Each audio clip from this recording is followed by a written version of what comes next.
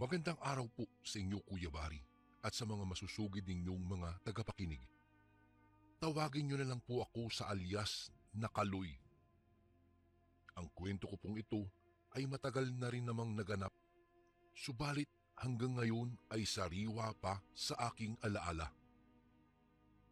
Mahirap na pamilya lamang po ang aking kinalakihan Kuya Bari. Apat kaming magkakapatid na puro lalaki. Ang panganay po naming na si Kuya Uming na may kakulangan sa pag-iisip, si Kuya Paeng, ako at ang bunso naming si Tintoy. Kahit mahirap kami noon ay hindi naman kami sumasala ng ganoon sa pagkain.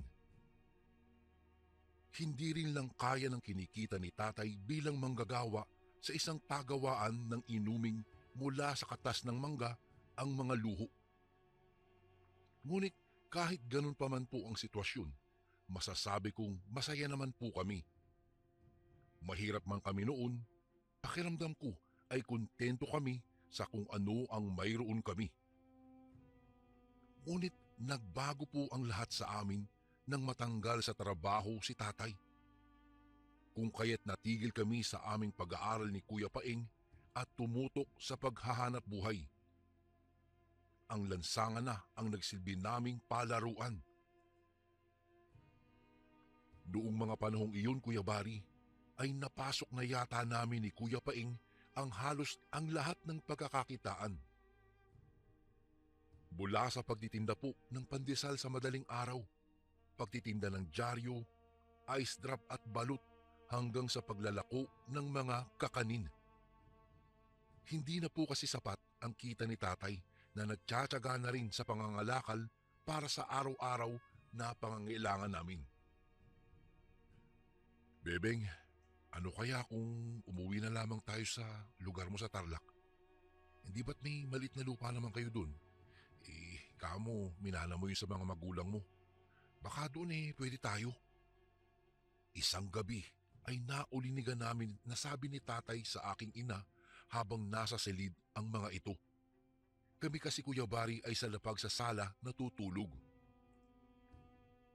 Pwede naman siguro Berto. Hindi naman tayo siguro tatanggihan ng mga ating na makitayo ng kahit maliit na bahay doon. Ang inaalala ko lang ay anong magiging hanap buhay natin doon. Baka lalo tayo maghirap. Hindi katulad dito na kahit pa extra-extra ay nakakapagtrabaho ka. Nakakatanggap ako dito ng labada, tsaka kumikita na rin ang mga anak mo. Tugon naman ni nanay. Pero Beng, kawawa naman yung mga bata kung tuluyang hindi na sila makapag-aral dahil nauobliga na sila sa pagtatrabaho. Hindi ganitong buhay ang gusto ko para sa kanila.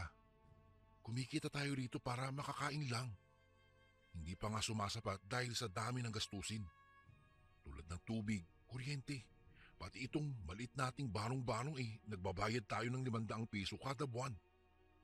Di tulad sa probinsya na libre ang bahay, tubig, panggatong at saka makakapagtanim tayo doon ng mga gulay sa tabi-tabi. Dito lahat binibili. Kung may probinsya nga lang ako mauwian, edi sana'y inuwi ko na kayo doon matagal na. Pangangatwira naman ni tatay. Dahil sa pangungumbinsi ni tatay ay pumayag din si nanay, bagamat nag-aalinlangan pa rin ito. Alam kasi ng aming ina na mahirap ang buhay sa kanilang baryo pagkat medyo liblib ito. Wala pang ang kuryente sa kanilang lugar noong umalis ito matapos magkasunod na pumanaw ang magulang nila. Isa rin kasi ang kahirapan sa mga dahilan kung bakit lumuwas ito ng Maynila para makipagsapalaran. Kinabukasan ay agad na tumelegrama si nanay sa kanyang kapatid na si Tia Maming. Nauuwi na kami sa Tarlac at doon na titira. Swerteng binigyan si nanay ng kanyang among si Mrs. Cruz ng kaunting halaga at ilang mga pinaglumaang damit. Palibhasa ay dating kasambahay ng mga ito ang aking ina Kuya Bari. Umalis lamang dito si nanay nang mag-asawa na. Subalit nanatili itong naninilbihan sa kanyang amo bilang labandera ng mga ito. Tulad ng paglalarawan ni nanay, malayo nga sa sentro ang kanilang lugar, Kuya Bari. Kakaunti rin ang mga bahay at puro mga sagingan, maisan at tubuhan ang aming nadadaanan bago makarating sa lumang bahay ng magulang ni nanay. Nasa bungad pa nga ito ng isang munting kakahuyan. Inabutan namin sina Tia Maming na doon din nakatira. Ngunit may isa pang bahay ang mga ito na talagang tirahan nila. Uy, kamusta? Halos 20 taon din tayo hindi nagkita, Bebeng. Abay, nang umalis ka dito sa baryo 14 ka pa lamang. Ngayon ay may 4 ka ng anak. Aba, kay bilis ang panahon no. Bungad ka agad ng asawa ni Tia Maming na si Tio Oka. Buti pa ang atin mo, nakadalo noong kasalin niyo ni Berto. Teka, ilang taon na ba itong mga anak mo? Duktong nito na ginulo pa ang buhok ng bunso naming si Tintoy. 15 na itong panganay ko, kuyang. Ito namang si Paeng ay 11 na at itong si Kaloy ay 9. Itong bunso ko naman ay magpipito na sa susunod na buwan. Pakilala naman ni nanay sa amin habang isa-isa kaming nagmamano sa Tia Maming at sa asawa nito. Beng, natatandaan mo ba yung hasyenda ng matandang si Senyor Seriaco? Nangangailangan daw ngayon ng mga bago manggagawa ang anak nito sa kanilang tubuhan. Doon kami ng ating mo ngayon nagtatrabaho. Pabor na pabor sa amin dahil malapit lamang at kayang-kayang lakarin. Sabik na balita pa ni Tio Oka habang tuwang binubuksan ang mga pasalubong na maskada ni tatay. Ay, siya nga ba? Naku, salamat naman at hindi pala kami matetenga rito nang walang pagkakakitaan. Alam mo, natigil kasi sa eskwela ang mga bata gawa ng natanggal sa trabaho si Berto Saad naman ni nanay. O ano, sabi ko sa'yo di ba? Ani naman ni tatay. Naku, pasensya na kayo at medyo bulok na itong bahay ni Papang ha. Lumang-luma na rin kasi. Isa pa, hindi na naasikaso gawa ng mas madalas kasi ay nasa tubuhan kami. Pero kung ayos lang naman sa inyo, pwede kayong magstay in doon sa hasyenda. Saka kumukuha din ng scholar si Mr. Ilakad. Dagdag pa ni Tio Oka.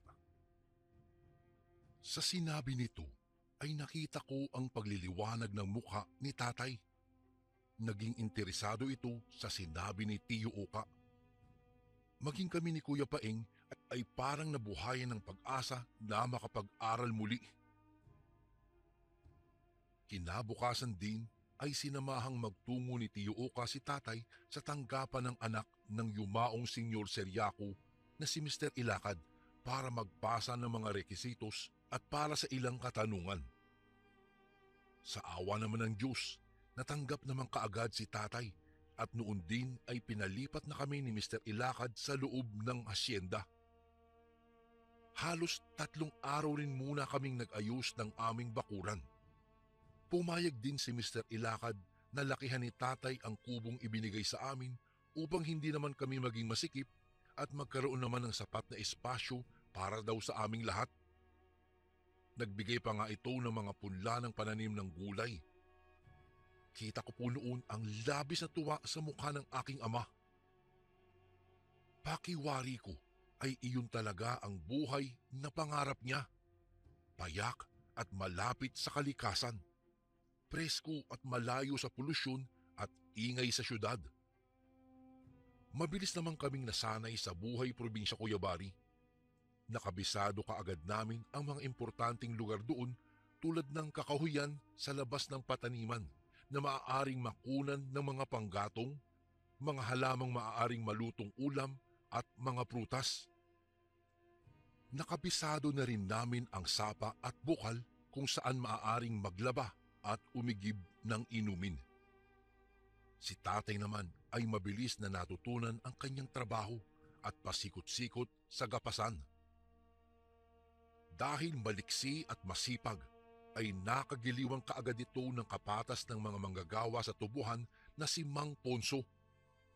Naging malapit din si tatay sa may-ari na si Mr. Ilakad. Kaya't pinag-aral kami nito ng sumunod na pasukan. Bilang pagtanaw ng utang na loob ay tumutulong din kami sa paggapas tuwing peak season at walang pasok sa eskwela. bagay na ikinatuwa ng matandang hasyendero. Ngunit nang sumunod na gapasan, ay may mga namataan kaming mga bagong mukha sa tubuhan. Isa na dito ang matandang lalaki na sa tansya ko po noon ay nasa 40 na ang edad. Tay, may bago na palang mga kubo na naman dito sa loob ng tubuhan ha. Sino po ang uukupa? Takang tanong ko kay tatay noon. Yun ba? Dalawang bagong pasok na manggagapas daw. Saka yung bagong katiwala dito sa tubuhan. Malayo daw kasi ang uuwian ng dalawang baguhan. Kaya ito namang bagong katiwala ay talagang dito daw pinatitira ni Mr. Ilakad. Uwi ka naman ni tatay sa akin. Di po ba si Mang Ponso ang katiwala ng tubuhan, tay? Muling tanong ko sa kanya. Oo, kapatas lamang ni Mang Ponso, anak. Siya lang ang namamahala sa mga trabahante ng gapasan. Siya ang tumatanggap ng mga papasok na manggagapas at sa pagpapasweldo. Pero ang katiwala ang katuwang ng may-ari sa pagdi-deliver ng mga ginapas. Siya ang mamamahala sa dami ng kailangang kota sa bawat gapasan. Mahabang pagpapaliwanag sa akin ni tatay. Pero bakit dito rin siya titira sa loob, tay? Narito naman po si Mang Ponso at masanay sa gawain dito. Ani ko naman na may pagtutol. Anak, makinig ka. Kasama sa pribileyo ng katiwala ang libreng bahay. Tayo nga na tagagapas lamang ay pinayagan tumira rito sa loob. Siya pa kaya na magiging katuwang ng may-ari sa pamamalakad ng gapasan at paggawa ng matamis? Paliwanag sa akin ni tatay. Kuya Bari, tama naman si tatay. Ngunit naisip ko lang kasi na dapat ay sa malapit na pabrika ng asukal at matatamis na lamang ito sana pinatira. Bagamat isang sakay lang naman ang layo ng pabrika sa mismong tubuhan. Madalas na nga itong nasa pabrika at nakakailang pa rin na tila may matang nakasubaybay sa amin. Pakiwari ko, Kuya Bari, kasi noon ay naglagay ng espiya si Mr. Ilakad sa katauhan ng bagong katiwala na si Mang Igme. Isa pa ay talagang mabigat ang dugo ko po talaga rito na di ko mawari.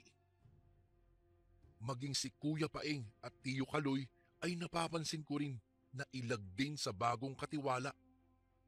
Si Mang Ponso ay halataring hindi komportable sa presensya nitong si Mang Igme kahit mabait naman ito. Talaga pong misteryoso kasi ang dating nito at matiim kung makatingin. Tingin na parang may hindi magandang binabalak. Kapansin-pansin din ang pagiging mailap ng mga mata nito kapag may kausap. Yung tipong hindi makatingin ng diretso sa kaharap. Hindi rin ito gaano nakikihalubilo sa mga manggagapas. Uy, mukhang hindi sanay makiharap sa mahihirap ang bagong kanang kamay ni boss natin, Ponso. Minsan ay puna ni Tia Oka habang kumakain kami ng tanghalian sa gitna ng gapasan kasama ang dalawang bagong manggagapas. Naku, hayaan nyo na lamang kung ayaw makiharap. Nahihiya pa siguro marahil dahil nga hindi pa sanay sa gulo natin. Saway naman ni Tia Maming. Marahil ay hindi nga ito sanay sa maraming kasama.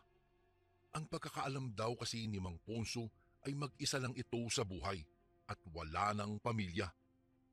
Wala silang masyadong alam ni Mr. Ilakad kung saan ba talaga nagmula ang bagong katiwalang si Mang Igme.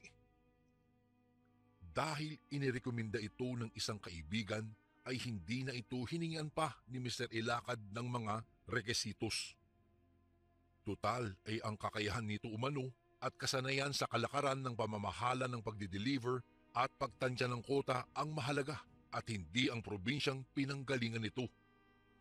Ayon pa kay Mang Ponso, sapat na daw kay Mr. Ilakad na kilala nito ang nagrekomenda at kung saan nakatira dati si Mang Igme.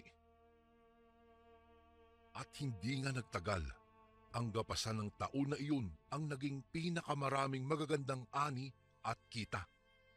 Kaya't nagbigay ng malaking bonus sa bawat manggagapas itong si Mr. Ilakad. Nagbigay din ito ng kaunting salo-salo para sa mga manggagawa sa loob ng tubuhan. Nagkaroon ng kaunting inuman kaya kahit ang mga stay out ay inabot ng gabi para lang makisaya. Pati kami ni Kuya Paeng na sanay sa puyatan ay naroon pa rin para may mautusan sila tatay kapag may kailangan sila. Hindi nyo ba napapansin si Igme ha, Ponso? Nakakailang tagay na tayo ay wala pa. Hindi na nga nakisalo sa atin sa kainan, pati ba naman sa kaunting inuman ay hindi rin makikisama. Puna noong isang matandang matagal nang manggagapas doon. Ipapasundo na lamang sana ito ni Mang Ponso nang dumating naman ito na may bitbit na isang bote ng mamahaling alak. Ayun naman pala eh. Kaya pala natagal may sorpresang imported na alak eh. Ngiting turan ni Mang Ponso. Sumenyas ito sa amin ni Kuya Paeng na kumuha pa ng isang upuan para kay Mang Igme. Ngunit nang iabot ko ang upuan dito para maupo sa tabi ni Mang Ponso, ay inilagay nito iyon sa tapat ng dalawang bagong manggagapas na katabi nila tatay at Mang Ponso. Dahil po nakatalikod sa amin sila tatay, ay kita ko ang mga matiim na tingin ni Mang Igme sa basong tagayan habang umiikot-ikot ito ng tagay sa bawat manginginom. Kuya Paeng, tinan mo napapansin mo ba na tuwing inaabutan ng tagay si tatay ng katabi niya, bumubulong-bulong si Mang Igme? Pabulong na wika ko noon kay Kuya. Ha? Ewan ko sa iyo, Kaloy, kung ano-ano napapansin mo. Antok lang yan. Saway naman ni Kuya Paeng sa akin. Malalim na ang gabi nang matapos ang inuman ng mga manggagawa. Nakisabay na kaming umuwi kina Tia Mameng at Tiyo Oka. Kapag kasi ganoong ilang araw munang walang gawa, ay sa lumang bahay ng magulang nila nanay kami umuuwi para hindi ito tuluyang mabulok, sabi ni Tia Mameng. Sila kasi ay sa bahay na rin nila umuuwi para maasikaso din ito. At dahil nga sa pagod, ay agad kaming nakatulog nang makauwi. Ngunit muli kaming nagising sa malakas na daing ni tatay. Tarantang napabalikwas kami ng bangon ni Kuya Paeng para tignan kung anong nangyari. Inabutan naming namimilipit sa sakit ng tiyan si tatay. Hindi naman alam ni nanay kung saan ito hahawakan dahil panay ang gulong baliktad nito sa higaan. Pati sina Kuya Omeng at Bunso ay nagising na rin sa malakas na pag-ungol at daing ni tatay na waring hirap na hirap. Paeng, sunduin mo nga si Tia Mameng. Diyos ko po, ano bang nangyayari sa tatay niyo? Marami ba siyang nainom? Halos maiyak ng wika ni nanay. Hindi naman po siya gaano umiinom na Panay nga ang pas niya kapag inaabutan siya ng tagay nung katabi niya. Naguguliminahan kong sagot kay nanay. Napano ba si Berto? Diyos ko, ang hirap pa namang makahanap ng masasakyan palabas ng sentro para madala siya sa ospital. Nag-aalalang ani naman ni Tiyo Oka nang dumating ito. Sumusuka na po si tatay noon ng kulay itim at may masangsang na amoy. Para pong pinaghalong bulok na karni at pusali. Ngunit iba ang nasa isip ko noon, Kuya Bari. Bumangon sa akin ang isang hinala. Duda ko ay kinulam ni Mang Igme ang tatay ko. Sa pagitan ng mga pagdaing ay sinasabi ni tatay na tila may kung anong humahalukay sa kanyang sikmura at nginangat-ngat ang kanyang bituka, pati daw yata atay niya. Magdikdik ka nga ng luya, Kaloy, para mailagay natin sa tiyan ng tatay mo. Baka nasumpit lang ito ng hangin. Baling na utos sa akin ni Tia Mameng. Dala ang isang maliit na gasera ay nagmamadali rin akong nagtungo sa kusina. Ngunit ginapangan ako ng kilabot nang makarinig ako ng pag-angil ng isang hayop. Hindi malinaw sa aking Kuya Bari kung pusa o aso yun. Dahil may kasabay itong malagong na hago na animoy matandang naghihingalo. Hindi ko po mawari noon, Kuya Bari, kung bakit ganoon na lamang ang pananayo ng aking mga balahibo. Iniangat ko ang dala kong ilawan para silipin sa siwang ng paminggalan kung ano ang hayop na lumilikha ng tunog na iyon. Ganoon na lang po, Kuya Bari, ang panghihilakbot ko nang makita ko ang pinagmumulan ng angil na iyon. Isang malaki at itim na wari ko ay baboy ramo ang nakasilip din sa siwang. Kumisla pa ang makintab at itim nitong mga mata sa tama ng dala kong ilawan. Kinikilabutan akong napaatras. Tatakbo na lang sana ako pabalik noon, bitbit ang hindi pa nadidikdik na luya nang mapatigil ako. Narinig ko kasing tila may mabilis na mga yabag na patungo sa dako ng aming paminggalan. Lalong nanayo ang mga balahibo ko nang marinig ang mga singasing at hagok nito na animo na may isang malaking pusa. Malakas itong umangil na may kasamang hagok. Tila ba ito malaking hayop na inaangilan ang asong itim na nakita ko sa may paminggalan. Rinig na rinig ko ang mga angilan nito at ang mga panakanakang hagok na sinundan ng mabangis na dambahan. Para pong dalawang asong nagsasagupaan at galit na galit sa isa't isa. Dahil sa hindi mapigil na takot ay napasigaw ako ng aswang sabay takbo pabalik sa loob ng sala. Tiyo, may aswang po sa likod ng bahay, doon sa may kusina. Hangus na sabi ko nang masalubong ang palabas noon na si Tiyo Oka. Ha? Ano? Baka naman mga asong ulol lang yun na nakapasok sa bakuran nating Kaloy. Isarado mo lang yung pintuan. Bilis! Utos nito sa akin. Nang maisara ko nga po ang pintuan, ay napalabas naman sina Tia Maming, kasunod sina Kuya Paeng at Kuya Oming. Umiiyak namang napalabas ng silid niya ang bunso naming si Tintoy dahil sa matinding gulat. Naalipungatan kasi ito sa ingay ng mga nakakatakot na angilan ng dalawang nilalang na di namin alam kung anong uri ng mga hayop. Agad namang kinarga ni Tia Maming si Tintoy at pinatahan.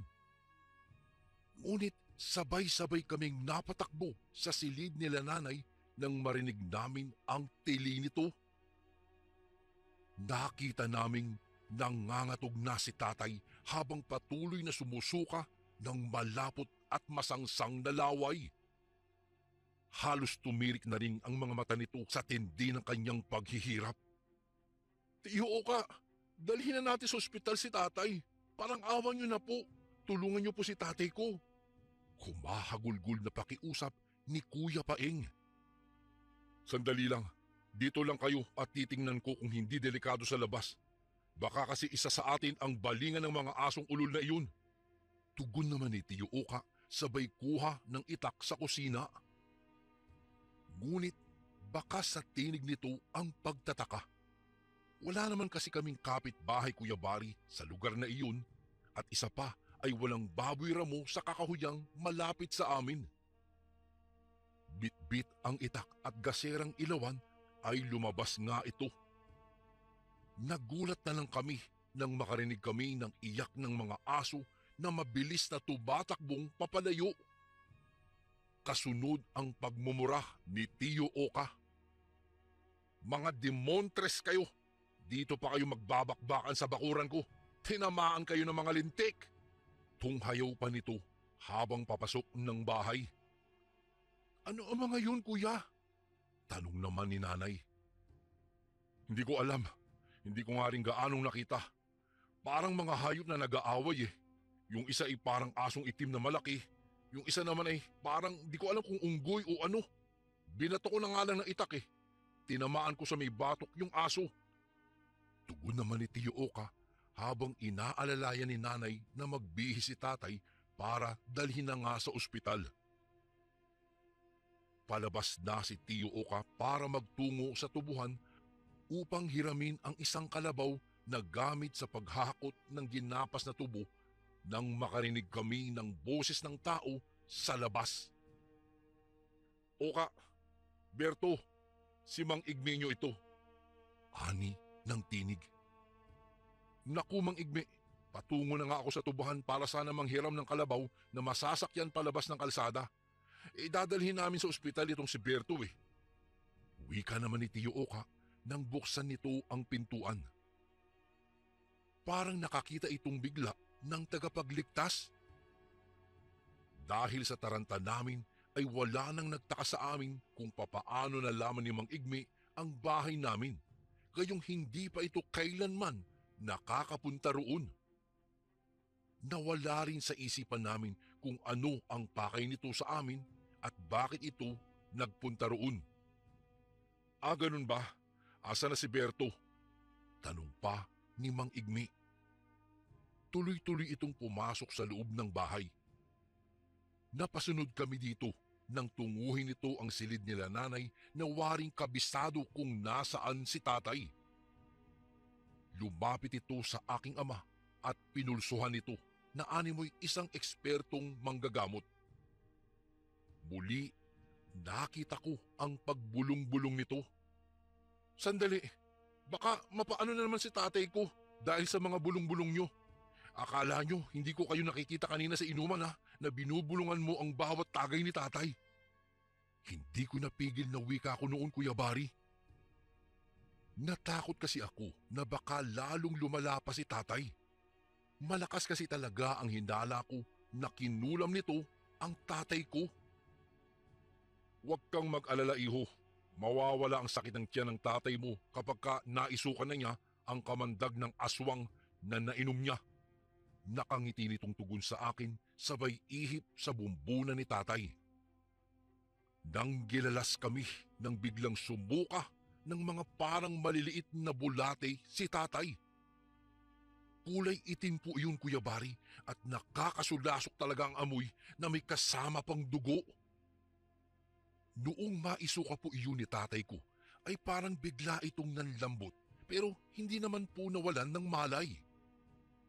Nakita naming tila nawala ang pangingitim ng labi nito at namumutla na mukha. Magiging maayos na siya.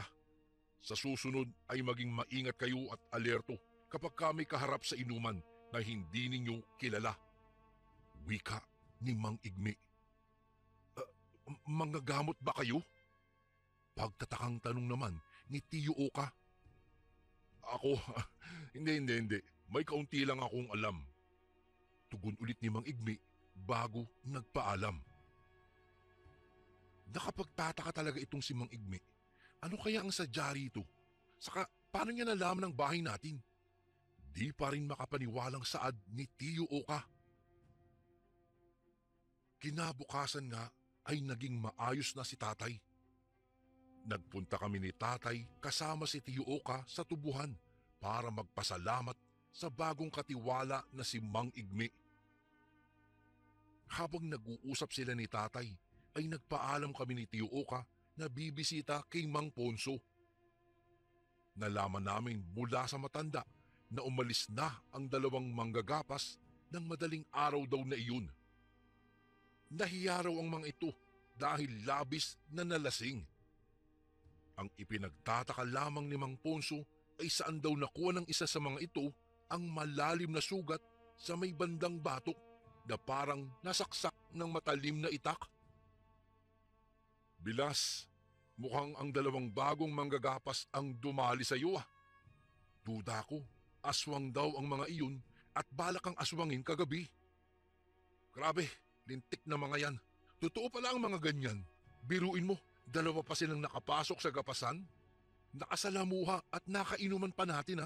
Di natin namamalayang mga aswang pala sila.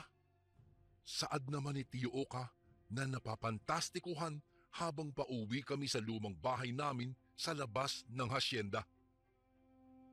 3 aswang, Kuya Oka. Hindi lamang 2. Makahulog ang wika naman ni tatay. Ang pangatlo ang nagligtas sa akin sa tiyak na kamatayan. Dugtong pa nito. Nakatinginan kami ni Tio Oka. Marahil ay iisa ang nasa isip namin ng mga sandaling iyon, Kuya Bari. Ang bagong katiwala, ang pangatlong aswang na tinutukoy ni tatay. Kuya Bari, Dito ko na po tatapusin ang aking kwento. Sana po ay mapiling nyo rin po itong basahin sa mga darating na araw. Lubos na gumagalang, Kaloy.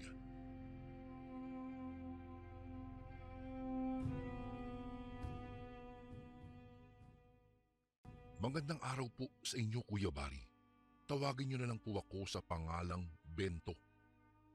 Laking Batangas, ngunit lumipat kami ng Capiz noong nag-21 po ako. Mayroon po akong nais ibahagi sa inyo tungkol sa mga karanasan kong noong lumipat kami ng Capiz. Doon ko na rin ipinagpatuloy ang aking pag-aaral noon. Sa kasalukuyan nga po pala ay 52 anyos na po ako ngayon. Bali po, may isang pangyayari noon na hanggang ngayon ay daladala ko pa rin sa aking alaala. Sino ba namang makakalimot kung sakali mang mangyari ito sa iyo? Naghakot na kami ng mga gamit noon ng aking nanay para sa bago naming lilipatang bahay. Medyo may pagkagubat nga lang ang lilipatan namin, ngunit ayos lamang iyon dahil tahimik at walang gulo kapag walang masyadong kapitbahay. May mga kapitbahay rin naman kami noon, ngunit magkakalayo po. Hindi gaya ng dati naming bahay sa Batangas na halos magkakadikit. Doon ko na rin ipinagpatuloy ang aking pag-aaral. Makalipas ang ilang linggo, pauwi na ako galing eskwela. Habang naglalakad ako ay hindi ko maiwasang makaramdam ng takot. Sino ba namang hindi, di ba? Lalo pat mag-isa lang po ako noon. May mga iba't ibang huni rin akong naririnig. Hindi ko alam kung sa ibon ba nanggagaling ang mga iyon o sa mga ibang nilalang na. Opo, noong mga panahong iyon, Kuya Bari, ay naniniwala ako sa mga iba't ibang nilalang gaya na lamang ng mga aswang. Namulat kasi ako sa mga ikinikwento ng aking mga magulang tungkol sa mga kababalaghan. Kaya hindi na po bago sa akin kung sakaling makaengkwentro ako ng isang aswang ngayong gabi. Binilisan ko ng bahagya ang paglalakad ko. Natatakot na kasi ako. May kung anong pagaspas ng pakpak akong naririnig. Tapang-tapangan lang naman ako, pero ang totoo po ay duwag talaga ako. Maya-maya pa ay isang sigaw ang narinig ko.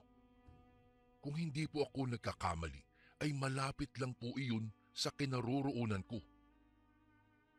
Nais ko mang puntahan upang malaman kung kanino nanggagaling ang sigaw na iyon. Pero mas nanaig po sa akin ang takot. Kaya naman tumakbo na lang ako ng tumakbo hanggang sa makarating na nga ako sa aming bahay. Nadatnan ko si inay na naghihintay sa akin gaya na rin ng inaasahan ko.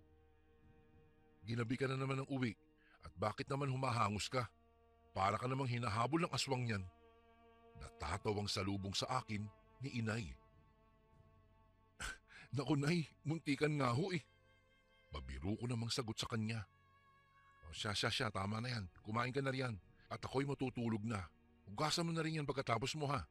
Saad ng inay.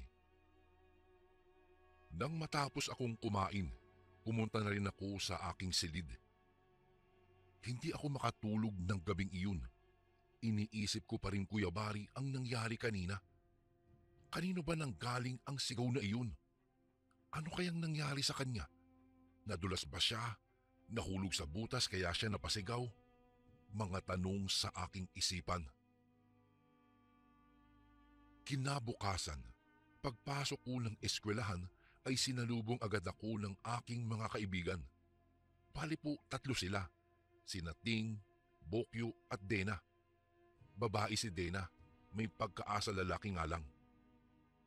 O Bento, may balita kami sa iyo ah. Salubong agad sa akin ni Bokyo na inakbayan pa ako. Alam mo ba na nawawala yung kapatid ni Daisy na si Mila? Hindi raw nakauwi yun kagabi ah, kaya umagang-umaga pa lang nandito agad yung nanay nila para tanungin sa mga guro kung sino-sino ang kasama ni Mila para mapuntahan nila at baka doon lang daw nakitulog. Kwento naman ni Ting na inunahan na si Bokyo. Ganun ba? Kung ganun, kawawa naman si Daisy. Naku, siguradong mamomroblema na naman siya nito. Pero bakit naman kaya hindi umuwi si Mila? Saan naman kaya yun pwedeng pumunta? Pinag-alala niya lang ang mga magulang niya. Reaksyon ko naman. Siya nga po pala, Kuya Bari. Si Daisy ay ang babaeng matagal na akong may pagtingin. Gusto ko po siya. Humahanga ako sa kanya dahil sa maganda at maamo niyang mukha. At syempre, dahil rin sa likas niyang kabaitan at sa kanyang pagiging matulungin. Kaya naman lubos akong humahanga sa kanya.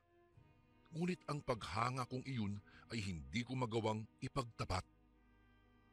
Tanging ako at ang mga kaibigan ko lamang ang nakakaalam ng pagtingin ko kay Daisy. Naku, siguro naglayas na yun. Biglang saad naman ni Dena. Napailing-iling na lang sila habang ako naman, Kuya Bari, ay napabuntong hininga. Habang naglalakad ako patungo sa aming silid-aralan ay nakita ko si Daisy na umiiyak sa ilalim ng puno. Napabuntong hininga muli ako at saka nagdesisyon na lapitan siya. Mahahanap niyo rin si Mila. Babalik din yun. Huwag kayong mawala ng pag-asa. Saad ko at tumabi sa kanya ng upo. Napalingon naman siya. Kilala naman niya ako dahil magka-batchmate kami ng mga panahong iyon. Paano kung hindi na? Baka kung ano na nangyari sa kanya. Nag-aalala na talaga kami eh. Hindi na namin alam kung saan namin siya pupuntahan o hahanapin. Umiiyak pa rin na wika ni Daisy. Pagkuway, tiningnan niya ang kanyang mga kamay kung saan may nakasuot na porselas. Alam mo ba? Binili ito sa amin, inay. Tig-isa kami ni Mila. Tuwang-tuwa pa nga siya noon dahil pareho kami na para kaming magkakambal. Nasaan na ba kasi si Mila? Puno ng lungkot ang mukha niya, Kuya Bari. Gustong-gusto ko po siyang tulungan, pero ano naman ang magagawa ko? Wala din naman akong alam kung saan hahanapin ang kapatid niya. Pero naisip ko noon, Kuya Bari, siguro kung makakatulong ako sa kanya na mahanap si Mila, baka sakaling magkaroon ako ng pag-asa sa kanya kung sakaling mang umamin ako ng pagtingin ko sa kanya. Lumipas ang mga oras. Uwian na namin. Dumiretso na kaagad ako sa aming bahay. Ngunit habang nasa daan ako at naglalakad, may napansin akong isang bagay sa damuhan. Nilapitan ko ito at kinuha. Uy, isang porselas. Kagayang-kagaya ng porselas ni Daisy. Paano ito napunta rito? Tanong ko sa kawalan na parang kinakausap ko rin ang sarili ko. Maya-maya pa ay subagi sa isipan ko ang mga sinabi ni Daisy noong magkasama kami. Tig-isa kami nito ni Mila. Tuwang-tuwa pa nga siya noon dahil pareho kami na para kaming magkakambal. Nang maalala ko iyon, Kuya Bari, doon ako biglang kinabahan. Hindi ko alam kung bakit. Hindi kaya kay Mila ang porselas na ito? At kung sa kanya nga ito, papaano ito napunta rito? At anong ginagawa niya sa lugar na ito? Bakit siya pumunta rito? Mga katanungan na naman na nagsulputan sa isipan ko. Bigla ko ring naalala ang tungkol sa babaeng sumigaw na narinig ko noong isang gabi. Hindi kaya may kinalaman iyon sa pagkawala ni Mila? O di naman kaya ay si Mila mismo ang babaeng sumigaw na iyon? Ngunit bakit? Sa anong dahilan? At kung siya nga iyon, bakit hindi siya nakauwi sa kanila? Ano ba talaga ang nangyari? Napakarami ng katanungan ang nagsulputan sa utak ko ng mga sandaling iyon, Kuya Bari. Umuwi ako ng bahay na puno pa rin ng katanungan sa aking isipan. Nadatnan kong walang tao sa bahay. Wala si inay. Saan kaya siya nagpunta? Siya nga po pala. Wala na akong ama, Kuya Bari, simula nang namatay siya. Sakit po sa puso ang kanyang ikinamatay. Magmula noon ay itinaguyod akong mag-isa ni nanay. Kung kaya't tumungo na lang ako ng kwarto ko at doon ay nagbihis. Paglabas ko ng kwarto ay sakto ding pagdating naman ni nanay. May daladala siyang baunan at hindi ko alam kung anong laman. Oh, mabuti naman at maaga kang nakauwi. Akala ko ay gagabihin ka na naman. Wika ni nanay at inilagay sa mesa ang daladala niya. Nay, mano po? Ay, ano ho yan? Tanong ko naman habang papalapit doon. Ah, ito ba anak? Karning adobo yan. Galing sa kapitbahay natin. Nakangiting saad naman ni inay. Binuksan ko naman ang baunan. Hindi ko alam Kuya Bari, pero bigla akong nandiri nang makita ko iyon.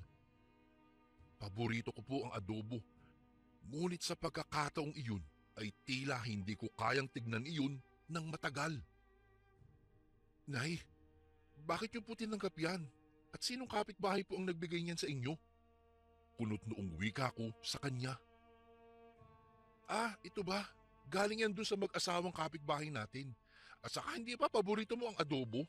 Kaya ako nga tinanggap yan eh. At saka ayaw mo ba nun? May pang-ulam na tayo. Hindi ko na kailangan magluto pa mamaya.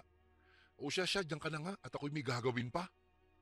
Wika ni inay at umalis na. Hindi na lang ako muling sumagot. Bagkus ay kumuha na lamang ako ng magkaparehas na balde para makaigib na at pagkatapos ay kumain na. Nang sa ganun, maaga akong makapagpahinga. Hindi nagtagal. Kumain din naman ako ng adobong ibinigay ng aming kapitbahay. Wala kasing ibang ulam. Nang matikmang ko ito, ay masarap naman. Manamis-namis pa nga yun eh. Siguro yung pandidiring nararamdaman ko kanina ay dahil sa dami lang ng aking iniisip. Ilang araw pa ang lumipas. Hanggang ngayon ay hindi pa rin nila natatagpuan si Mila. Ang sabi pa nga ng iba ay baka raw may masama na nangyari rito o di kaya naman ay patay na siya namang ayaw paniwalaan ng kanyang pamilya. Nang mga panahong iyon, awang-awa po talaga ako kay Daisy. Halos napapabayaan na niya ang kanyang pag-aaral dahil lamang sa paghanap sa kanyang kapatid. Ikinuwento ko na rin nga pala sa kanila ang tungkol sa porselas na napulot ko doon sa may daanan malapit sa amin na kahawig ng porselas ni Daisy. Pero alam mo ba Kuya Bari kung anong naging reaksyon nila? Naisipan pa nila akong pagbintangan sa kabila ng maliit na tulong na ginawa ko. Anya, baka raw may kinalaman ako sa pagkawala ni Mila at kung ano-ano pang masasakit na salita ang narinig ko mula sa kanila na maging si Daisy ay napapaniwala na rin. Ngunit ganun pa man, wala po akong anumang hinanakit sa pamilya nila, lalong-lalo na sa babaeng aking sinisinta na si Daisy. Alam kong may pinagdadaanan lamang sila kaya nila naiisip ang mga bagay na iyon sa akin. Sinabi ko na lamang sa aking sarili, darating ang araw na maiisip niyong mali kayo. Mali ang taong hinusgahan niyo. At dahil po sa pangyayaring iyon Kuya Bari, ay hindi na ako masyadong pumapasok pa ng eskwelahan dahil sa mga tao na kapwa ko pa mismo mga estudyante ang napakabilis manghusga. Ang tanging kakampi ko lamang yata roon ay ang aking mga kaibigan. Pero ganun pa man, nagdesisyon akong wag na munang pumasok. Babawi na lang po ako sa susunod na taon. Hindi niyo po na itatanong Kuya Bari, ako po ay isang sensitibong tao. Masyado akong naapektuhan sa mga pambibintang nila. Kaya dahil po doon, nawalan ako ng ganang pumasok pa. Makalipas ang 2 linggo, bag-isa akong nagtitibak ng kahoy sa katabi ng bahay namin. Panggatong lang. Wala ang inay na malengke po siya. Bagamat nalulungkot rin ang inay sa biglaan kong desisyon na tumigil muna sa pagpasok, ay naintindihan naman daw niya dahil sa mga sitwasyon na baka daw mas lumala pa. Ilang saglit pa, dumating ang matandang babae na kapitbahay namin at kinausap ako nito. Nasaan ang iyong ina, iho? Saad nito sa akin. Bahagyang lumapit naman ako sa kanya. Nasa bayan ho na malengke lang. Bakit po ba? May kailangan po ba kayo sa kanya? Magalang ko namang sagot sa matanda. Kung ganon, ay mag-isa ka lang dito ngayon? Sabi nito at bahagyang ngumiti. Oho, bakit ho? Nakaramdam ako ng kilabot ng mga oras na iyon dahil sa pagtitig sa akin ng matanda na ito na hindi ko mawari kung ano ba ang nais ipahiwatig. Saglit pa kaming natahimik doon at nagtitigan lang sa mata. Pagkuway, bigla itong tumawa. Natatakot ka ba sa akin, iho? Wika nito sa akin.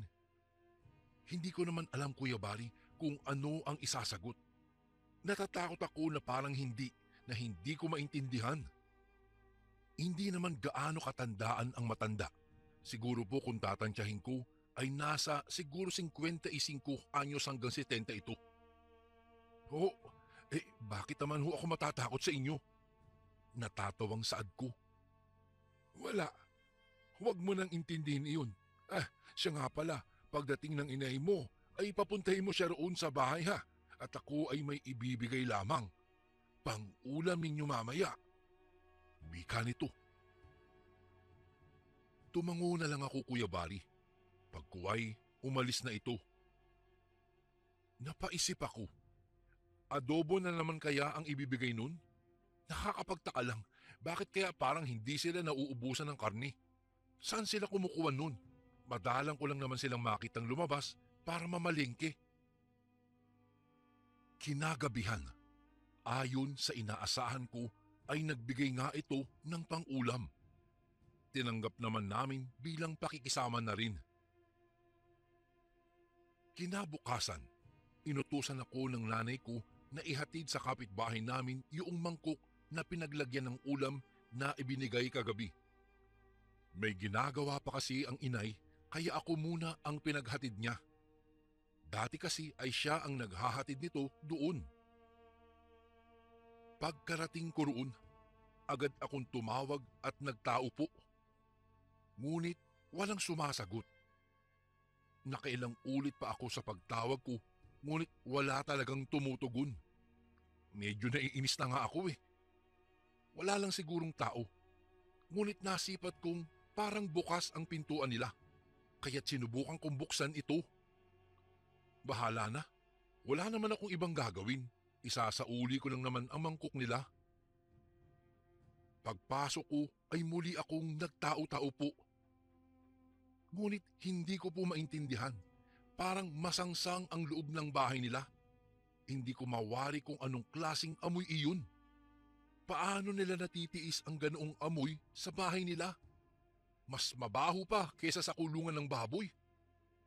Nang makarating ako sa kanilang kusina, doon ko mas lalong nalanghap ang napakabaho at napakasangsang na amoy. Halos magsuka na nga ako Grabe naman, ano bang meron sa bahay na ito at napakabaho? Ngunit ganun pa man, Kuya Bari, tiniis ko na lamang ang amoy na iyon, maisauli ko lang ang mangkok nila. Inilagay ko ito sa lamesa at kailangan ko nang makalabas dahil hindi ko na talaga kinakaya ang sangsang ng amoy na ito. Baka mahimatay lang ako pag nagtagal pa ako dito. Palabas na sana ako ng kusina nila nang matuon ang pansin ko sa mga dagang nagsulputan palapit sa isang malaking kaldero na parang may naaamoy silang pagkain doon. Noong una, hinayaan ko lang. Ayoko namang mangialam ng mga gamit doon. Ngunit tila may nag-udyok sa akin na tignan ang laman ng kaldero na pinagkakaguluhan ng mga daga. Dahan-dahan po akong lumapit doon. Habang papalapit ako, ay bigla na lang nagsitakbuhan ang mga daga. Bagamat nagdadalawang isip, ay binuksan ko pa rin ang kaldero. At nagulantang ako sa aking nakita na halos ikinaluwa ng aking sikmura. Napabalandra ako sa sahig nang makita ko ang isang putol na ulo ng tao ang bumungad sa kalderong iyon. At mas lalo pa akong nagulantang nang makilala ko kung kaninong ulo iyon. Ay, sa kapatid ni Daisy, si Mila. Medyo nabubulok na ito dahil nakababad sa tubig at kasukasuka rin ang amoy nito. Dahil sa taranta ko ay nasagi ko ang ibang kaldero. Doon bumungad sa akin ang iba't ibang bahagi ng mga katawan ng tao na naaagnas na sa loob ng kalderong iyon. Halos mawindang ako sa nangyayari. Hindi kaya panaginip ito, ngunit realidad ang aking nakikita. Oh, ano ito? Hindi kaya aswang ang matandang yun? Nasambit ko na lamang. Naku, kung totoo man, kailangan itong malaman ng lahat. Kailangan niyang pagbayaran ang ginawa niya. Sambit ko muli. Dali-dali akong napagapang at tumakbo na palabas. Ngunit nang buksan ko ang pintuan, ay natanaw ko na ang mag-asawa na nakatira sa bahay na ito, ang matatandang aswang. Sa tingin ko ay pauwi na sila rito. Doon na ako nagsimulang mataranta lalo. Hindi ko alam kung ano ang gagawin ko ng mga sandaling iyon, Kuya Bari.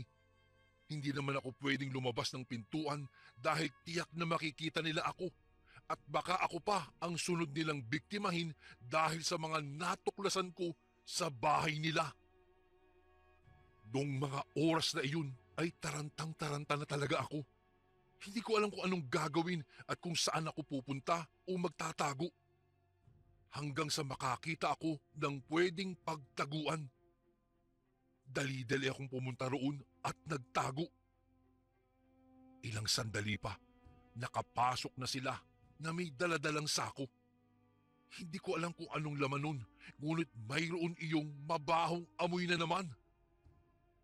Nang tumungo sila sa kusina, bumakas sa kanila ang pagtataka kung bakit magulo roon. Bigla kong naalala ang mga nasagi kong kaldero na hindi ko na ibalik sa dati.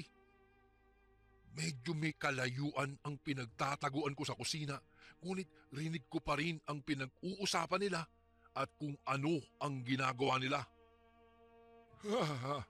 May nakapasok rito, saad ng babae habang nakatingin sa magulong mga kaldero. Kung sino man siya, tiyak na alam na niya ang sikreto natin. Kailangan nating malaman kung sino siya. Wika naman ng lalaki na tila ba ay galit na ito. Mga ilang sandali pa, lumakad ang lalaki patungo sa may pinagtataguan ko. Mabilis na kumabog ang dibdib ko dahil sa tindi ng takot na baka makita niya ako. Lalo na nang biglang huminto pa ito sa tapat mismo kung saan ako nagkukubli. Ngunit nawala din iyon nang lumampas ito roon. Kahit papaano, naging panatag po ang loob ko. Pero naisip kong hindi pwedeng naroon lamang ako. Kailangan kong gumawa ng paraan upang makaalis na dito. Mga isang oras pa siguro ang nakalipas. Wala na akong anumang naririnig na ingay. Hindi ko alam kung saan na sila nagpunta. Ngunit dahil doon ay napagdesisyonan kong lumabas na ng aking pinagtataguan upang makaalis na doon. At noong palabas na ako, nataranta na naman ako pabalik sa aking pwesto kanina nang makarinig ako ng mga yabag na tila papalapit sa kinaroroonan ko. Ang mag-asawa, nagbalik sila. Tahimik na naman ako at halos walang hingahan. Tumigil sila sa may tapat ko habang daladala iyong sako na dala nila kanina noong dumating sila. At sa harap ko mismo, Kuya Bari, inilabas nila mula sa sakong iyon ang putol-putol na katawan ng mga tao. Halos masuka na naman ako dahil sa aking nasaksihan. Inilabas nila at ikinalat sa sahig ang mga lamang loob ng tao. Pagkatapos, inilagay nila ito sa isang malaking kawali at dinala sa kusina na para bang lulutuin nila ito. At hindi nga ako nagkamali. Nilagyan ito ng maraming tubig at mga pampalasa. Isinalang nila ito sa apoy bilang tanda na iluluto nga nila ito. Doon ko biglang naalala ang mga pagkaing ibinigay nila sa amin. Ang karning adobo, kung hindi ako nagkakamali, malamang ay karne ng tao ang adobong ibinigay nila sa amin ni nanay. Halos maduwal ako. Biglang umangat ang sikmura ko at nanlamig ang buo kong katawan. Dahil sa aking naramdaman, ay tila nawalan ako ng malay. Kinagabihan, pagmulat ko ng aking mga mata, ay naroon pa rin ako sa aking pinagtataguan. Nagpalinga-linga ako sa paligid. Tahimik. Hinintay ko na lang silang makatulog upang makaalis na ako. Naghintay pa ako ng ilang oras. Lumalalim na ang gabi. Wala na akong naririnig pang kahit na ano. Malamang tulog na sila. Nagmasid-masid muna ako sa paligid bago ako dahan-dahang lumabas sa aking pinagtaguan. Dahan-dahan akong naglakad doon at sinigurong walang anumang ingay ang makaagambala sa mag-asawang aswang na iyon. Para akong preso na tumatakas sa isang kulungan. Dahan-dahan kong binuksan ang pintuan. Lumalangit-ngit pa nga ito. Halos matawag ko na ang lahat ng santo. Makalabas lang ako sa bahay na ito. Nakahinga na lamang ako ng maluwag, Kuya Bari, nang matagumpay na akong nakalabas sa malademonyong bahay na iyon. Tumakbo na ako ng tumakbo palayo at agad-agad na umuwi sa aming bahay. Nang makarating po ako ng bahay, ay agad kong ikinuwento sa aking nanay ang mga natuklasan ko tungkol sa mag-asawang aswang na iyon. Hindi makapaniwala ang inay, ngunit gaya ko ay halos masuka rin siya nang malaman niyang karne ng tao ata ang adobong ibinigay sa amin ng mag-asawang aswang na iyon. Hindi na kami nakatulog ng nanay ko. Madaling araw pa nga lang ay nag-impake na kami ng gamit paalis roon. Nagkasundo kasi kami ni inay na aalis na lang kami na walang pagsasabihan tungkol sa mag-asawang aswang na iyon. Natatakot kami dahil baka balikan kami ng mag-asawa kapag nalaman na sa amin ang galing ang balita patungkol sa mga lihim nila. Alam naming mali iyon dahil tiyak na may mga susunod pang biktima ang mag-asawang aswang. Ngunit para sa kaligtasan namin ay sumugal na lang kami. Pati ang tungkol sa kapatid ni Daisy na si Mila ay pinanatiling lihim ko na rin ang tungkol sa pagkawala niya. Matapos ang mga pangyayaring iyon, bumalik ulit kami ng Batangas at doon muli kaming nagsimula ng panibagong buhay. Ngunit hindi kami matahimik ni nanay. Kung kaya't nagpasya kaming ipaalam sa otoridad ang lahat ng pangyayari. Doon namin isiniwalat at ibinunyag ang tunay na dahilan kung bakit nawala si Mila. Agad namang itong pinuntahan ng mga pulis. Ngunit sa pagdating nila sa bahay na iyon, wala na silang natagpuang mag-asawang aswang. Ngunit sa kabilang banda ay nakita nila ang mga kalde-kalderong mga bulok na laman ng tao. Ngunit naaagnas na ang mga ito. Hindi na rin makilala kung kaninong parte o sino ang may-ari ng katawan na iyon. Magmula po ng araw na iyon, hindi ko na rin nakausap pa si Daisy, Kuya Bari. Wala na rin akong naging balita pa kung ano ang mga sumunod na nangyari matapos matagpuan ang mga bangkay sa kaldero. Sa kasalukuyan po ay naririto na kami sa Batangas kasama ang aking inay at ako po'y nagkaroon na ng aking sariling pamilya. Mas naging maluwag na ang aming loob ni nanay dahil sa tinagal-tagal ng panahon na itinago namin ang aming sikreto.